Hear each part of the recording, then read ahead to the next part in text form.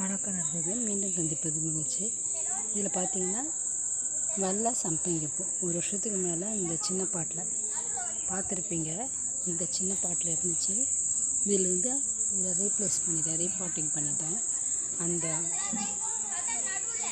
தொட்டி மாதிரியே அப்படியே வேறு ஃப்ரெண்ட்ஸ் ஃபுல்லாக தொட்டி அளவுக்கு, அதனால தான் அப்படியே நின்று இப்போ வளராமல் அப்படியே இப்போ பார்க்குறேன். அப்படியே கொடுத்து இந்த பன்னீர் செடி அதில் பதியம் போட்டு வச்சுருந்தாங்க, காட்டியிருக்கேன் உங்களுக்கு. அதையும் இந்த பாத்திரம் இந்த தொட்டியில் ரீபாட்டிங் பண்ணிட்டேன்.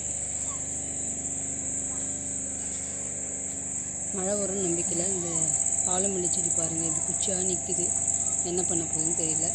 அதுக்கிட்ட நான் பேசிகிட்டே இருக்கேன், தயவுசெய்து வந்துடு ப்ளீஸ் நான் ஆசையாக வாங்கி வச்சுருந்தேன். பார்ப்போம், ஏதாச்சும் ஐடியா இருந்தால் சொல்லுங்கள் ஃப்ரெண்ட்ஸ். இது துளுக்க வைக்கிறதுக்கு ஈரம் இருக்கானா, பச்சையாக இருக்குது அந்த ஸ்டெம்லெல்லாம்.